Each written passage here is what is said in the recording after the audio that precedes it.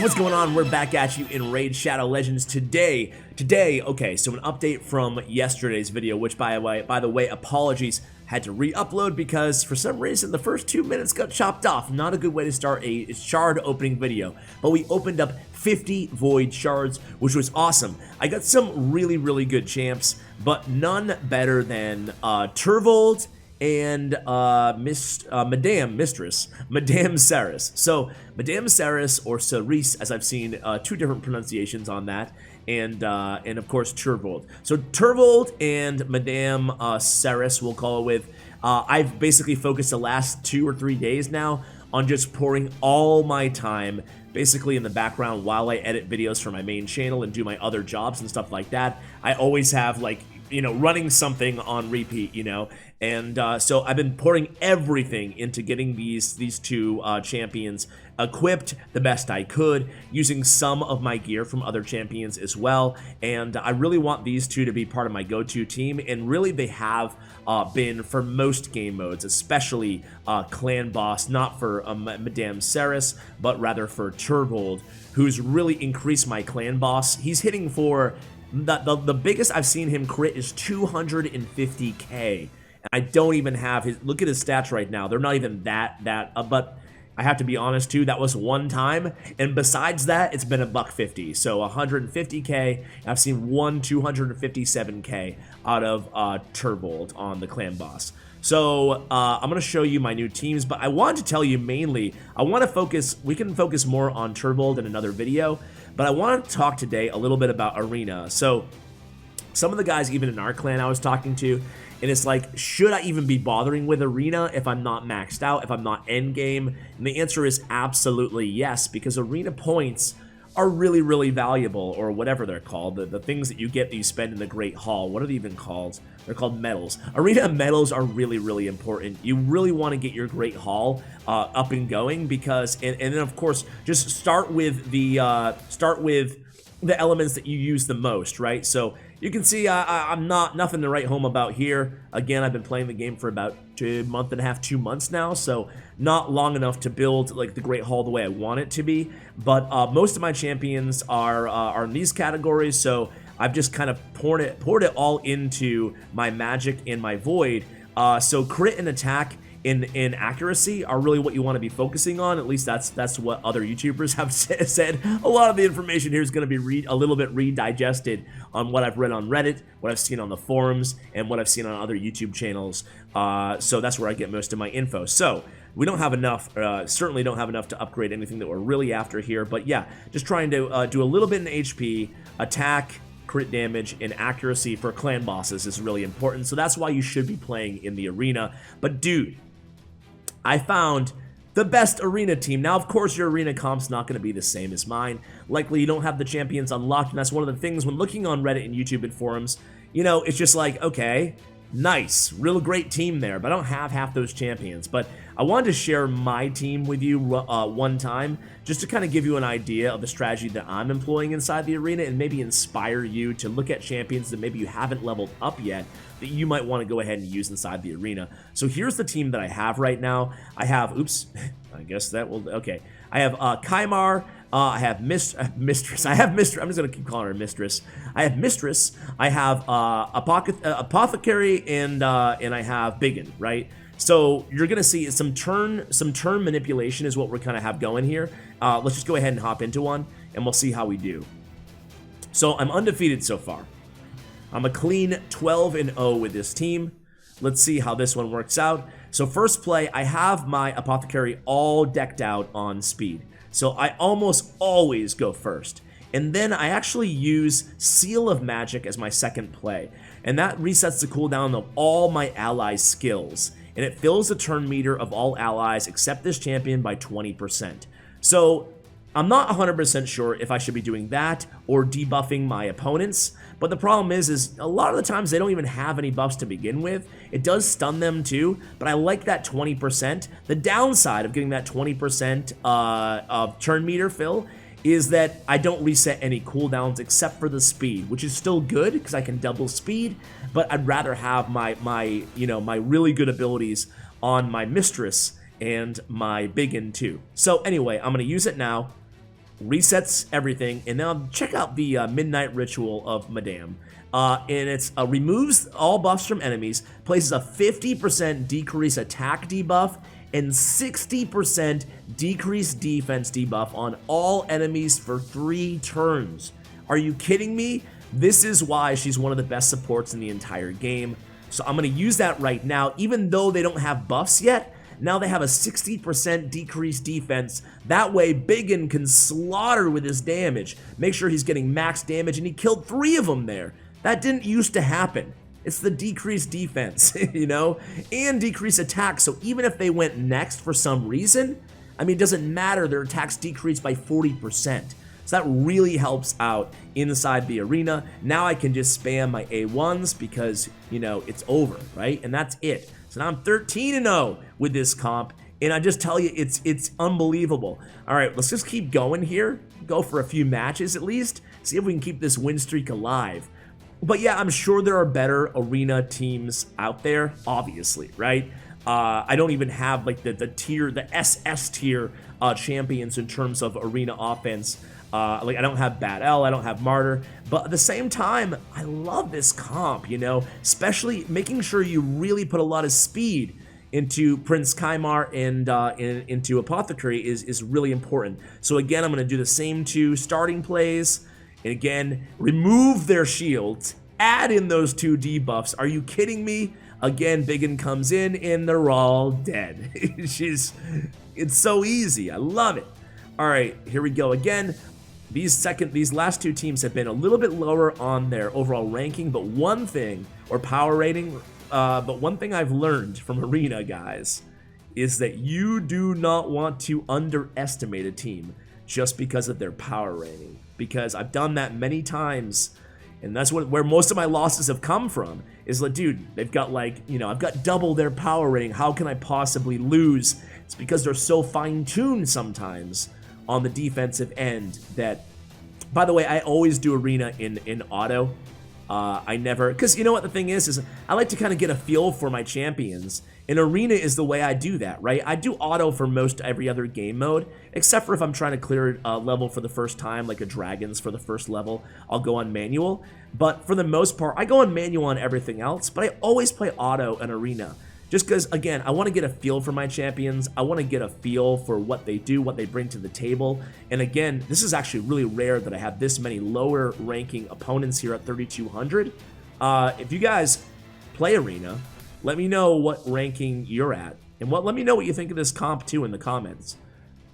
Today I did clear 1 spot in our clan at CWA 5. And again, just like clockwork here, I don't even have to do speed at this point. He's invincible, so we're just gonna have to spam for a little bit here. But yeah, let me know what your arena comp is, maybe what your highest trophies are. And what else? Yeah, let me know what you think of my comp too. Let's try to get, okay, this one's higher. So let's do this one, and then we'll end on, like, I will overreach a ton and find the most difficult opponent I can find just to end this win streak, assuming I don't lose this one. But again, I'm always going first here because, again, speed is the absolute priority on these champions inside arena. And there they are, they're all dead. Who cares about their, all right, let's see. 64, too low. We're gonna go with something high here to end the video, 88. This one, 60, jeez, what is up with all these low? Okay, well, I guess I lied, guys. I don't want to waste all these easy opponents, so I guess I'm gonna play them all. Feel free to fast forward till the end, but I'm actually gonna go ahead and finish these guys. I don't even know why I bothered with that stuff. Sometimes even with these 1 guys, okay, that was certainly when someone puts 1, it means they're just trying to get lower in arena and get more, like, have more easy battles, obviously, on the offensive end, and get more medals to spend in the Great Hall. So we'll go again with speed here, go again with the cooldown decrease, the debuffs, and then the AoE, and that should be GG's. Okay, it's not. Shocking. We go back to the boon of speed again, and now we'll take all their deep. And by the way, Prince Kaimar's, for those of you who don't have him, I imagine most of you don't because he's legendary. He was one of my first legendary pulls. I don't have that many legendaries. It might seem like I have an embarrassment of riches here, but I think I only have maybe 5 or 6 total. I have Biggin here in Kaimar. I have a couple ones that aren't that good. And then I have the guy I just put, Turvold. Turvold? Turvold. All right. So here we go. Let's go to, let's clean up these 3, and then we'll pick a hard one from the next one. I'm talking like, I want to face like a Bad Owl and a, and a Martyr. Like all the comps I usually lose to, right? Or I used to lose to. I haven't lost yet, again, with this comp. I used to have Kale in here before I got the Madame and Madame Saris, and man, she's a lot better than Kale. How do you guys, what I like to do is kind of experiment with my team. I started out by only leveling 5 characters, 5 champions, right? And again, relatively new player, right? So I leveled up 5. Kale, Biggin, Skull Crusher, who are my other guys? Elaine, and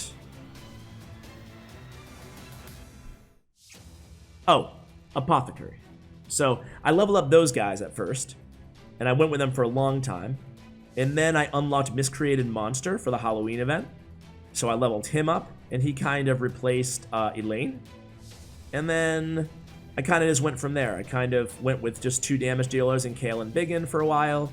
And now I've unlocked more. So now it's like, what I like to do is I'll go into, like, let's say I'm trying to find the best comp for dragons. I'll do like, this is not super precise, but it's the best I have. Here we go. Here's a refresh. Here's a Martyr, but I don't want to, I want to like get one where the team power is high. And again, like, this is crazy that they're this low. Let's just find one with a bunch of legendaries. Here we go. All right, so the team power is still lower than mine, but they have legendaries. They have a full, pretty intimidating team here. Let's see. I still go first. I'm going to show you my speed on my guys before I end the video. But again, this will debuff them. Remove their buffs. They get the attack in after that, but I'm already back to another 8-3 on my Apothecary, and then we go in with the AoE from Biggin. Again, Biggin's my only damage dealer. So here's how I can lose. There we go. That was his that was a proc on his War Master. That was kind of lucky. The only way I can lose here, guys, with this, that I envision losing, right, is if they take down, if they have a nuker who has a really, really fast speed and they take down my Biggin. That's the danger with this comp, right? Is that Biggin is on a very, very, he's not built for HP. Here, let me just show you. We'll end the video after that, but I'm still undefeated. So let's see. So Biggin is my highest power character, right? But his HP is still 30k and change. Let's see. Let's just look at his total stats. My bad. So 34,000 HP, and that's the rest of his stats. But look at that crit damage and crit rate. Really, really solid. 107, 204. Yes, please sign me up. But check out, let's see. Where is he? Okay. Apothecary's speed here, guys. Basically, I didn't worry about any other stat, and I have him at 260 speed right now. Pretty solid. And then Prince Kaimar is at, he's at 162. So way, but you know, think about it. I'm always getting to Apothecary first, then he increases the speed by 30% of all my other, my other champions. So let me just show you. I did say I was going to show you Kaimar's skill set just so you guys can get familiar with it in case you don't have them. Attacks all enemies, places a 5% poison debuff for 1 turn if this attack is critical. Let me just see what his crit is. Very low, so I don't really count on him for a lot of offense, but he provides a surprising amount of offense in dungeons.